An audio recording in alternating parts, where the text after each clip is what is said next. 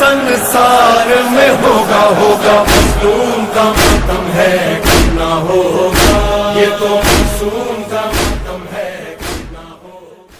तो इंसान हासिबू क़ब्ल अन तुहासिबू, खुलासा कलाम उसूल दीन आप सबको पता है, ला इलाहा इल्लल्लाह मुहम्मद रसूलुल्लाह।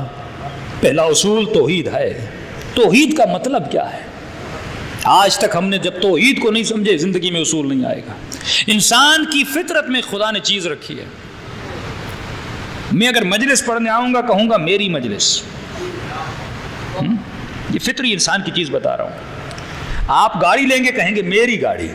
ये जो मैं है इंसान में कि चीज़ों को अपना समझना, ये इंसान की फितरत में है। अल्लाह ने उसकी फितरत में डाला। मेरा बच्चा, मेरी बीवी, मेरी गाड़ी, मेरा मुल्क, मेरी ज़बान, मेरी कंट्री। अब जहाँ पर लफ्ज़ मैं आता है वहाँ पे एक और चीज़ जन्म लेती है। जब आपने कहा मेरा मुल्क, तो इसके मुकाबले में एक और मुल्क भी आएगा, मतलब वो मेरा नहीं। हाँ, कई ऐसे इंडियन शिया, पाकिस्तानी शिया हैं तो दोनों शिया, लेकिन इसी चक्कर में आपस में लड़ते हैं, मेरा मुल्क तेरा मुल्क, मेरी टीम तेरी टीम। लिसानियत भी वहाँ पे जन्म लेती है। जब बंदा कहे मेरी ज़बान, तब उसके मुकाबले में एक और ज़बान भी आएगी। ये मेरी ज़बान है, वो कहेगा ये मेरी ज़बान है। तो मेरी के चक्कर में एक दुश्मनी पैदा होगी, एक टक्कर पैदा होगा, एक टकराव पैदा होगा। ये कहेगा मेरी ज़बान, वो कहेगा मेरी ज़बान। भाई मेरा सूबा सिंध, वो कहेगा मेरा सूबा पंजाब। अब पंजाब और सिंध का झगड़ा हो जाएगा, ज़बानों के बीच में आएंगे, उर्दू पंजाबी का झगड़ा हो जाएगा। क्योंकि जब यहाँ पे लफ्ज़ मेरा आता, मेरा बच्चा, तुमने मेरे बच्चे को बुरा भला कहा, तो उसके मुकाबले में एक और बच्चा आ जाएगा। मेरी बेटी की शादी, लफ्ज़ मेरा आ जाएगा। खुदा ने इस मैं को तोड़ने के लिए बंदे को कहा, कहो ला इलाहा इल्लल्लाह। मैं खुलासे तौहीद बता रहा हूँ। खुदा ने इस मैं को ख़त्म करने, इस्लाम न सरहदों का मोतक़िद है, न ज़बानों का मोतक़िद है, न रंग और नस्ल का मोतक़िद है। का सब कहो ला, वरना ला इल्लल्लाह का फ़ायदा क्या? मैं भी ला इल्लल्लाह कह रहा हूँ,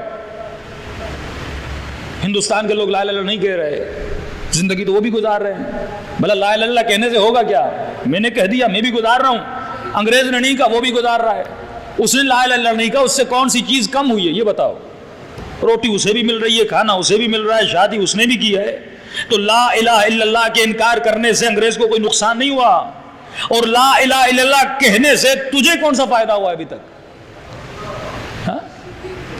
इतने मुसलमान ला इलाहा के कौन सा तुम्हें फ़ायदा हुआ है? आधे अंग्रेज़ तो हम भी हैं, कपड़े उनके पहने, पिज़्ज़ा उनका खाएं, पेप्सी उनकी पिएं, शैम्पू तक उनका लगाएं, साबुन तक उनका लगाएं। ये तो हमारी बदबख्ती है कि साबुन भी पाकिस्तानियों को बनाना नहीं आता।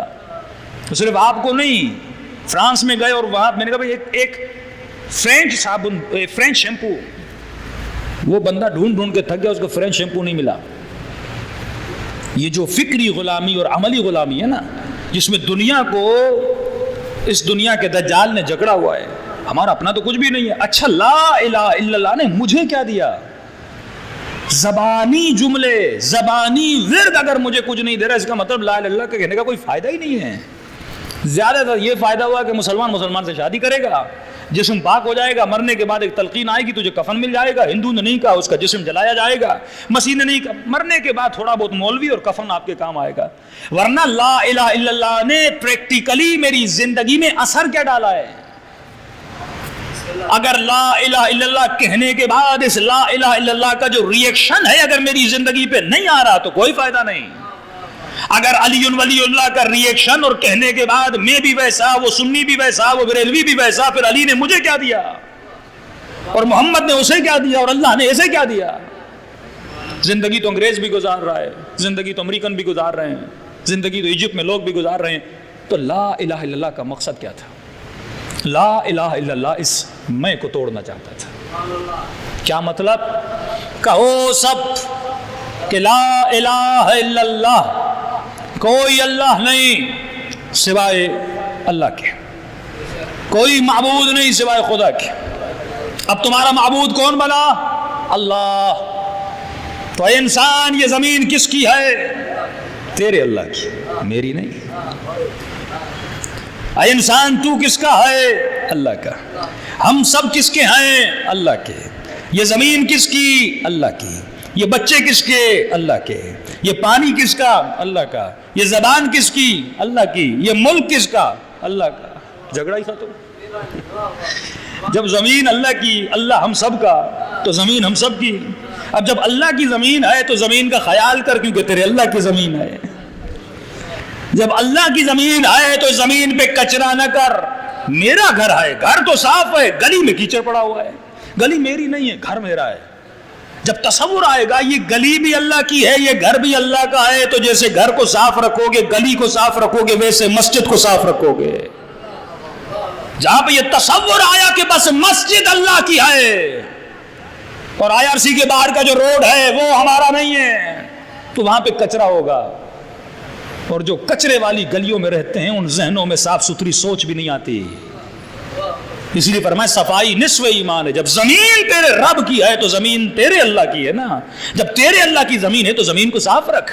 جب تیرے اللہ کی زمین ہے تو زمین پہ کچرا نہ کر. جب تیرے اللہ کی زمین اس میں نجاست مت پھیلا.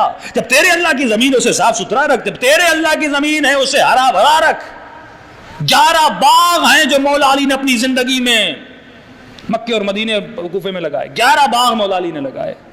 علی دنیا زمین کو کیا دے کر دے رہے ہیں؟ باغ. کیوں دے رہے ہیں؟ کیونکہ علی کے اللہ کی زمین ہے. علی زمین کا خیال رکھ رہے ہیں. اور جو مسلمان اللہ کو مانے اور کہے یہ زمین بھی اللہ کی، لیکن جب ملکوں میں گھومنے جاتے ہو جن محلوں میں زیادہ کچرا ہوتا ہے وہ لا الہ الا اللہ والوں کا محلہ ہوتا ہے، اور جن محلوں میں صفائی ہوتی ہے وہ ان کا ہوتا ہے جو اللہ کو نہیں مانتے. اس کا مطلب تم نے لا الہ الا اللہ کو سمجھا ہی نہیں.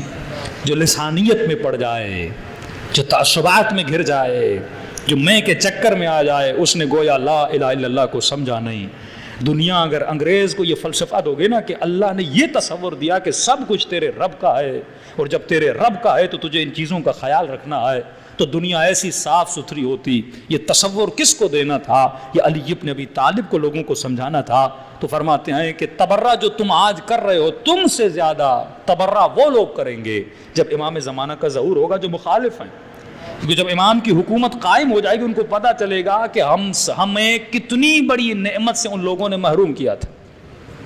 اگر علی کو حکومت پہ آنے دیتے آج دنیا کا یہ حال نہ ہوتا جو آپ دیکھ رہے ہیں. اگر حسن مجتبیٰ کو آنے دیتے، اگر مولا امام زین العابدین کو آنے دیتے جن کا علم الہی تھا، تو فرمایا زندگی آج ہری بھری ہوتی، دنیا ہری بھری ہوتی. یہاں پہ نہ جھگڑا ہوتا، نہ تعصب ہوتا، نہ قتل و غارت ہوتا، نہ عصمت دری ہوتی. کیونکہ اگر صاحبان حکومت عصمت والے ہوتے تو ان کی تربیت میں پلنے والے بچے بھی علی اکبر جیسے ہوتے، قاسم جیسے ہوتے. صلوات پڑھے محمد و آل محمد.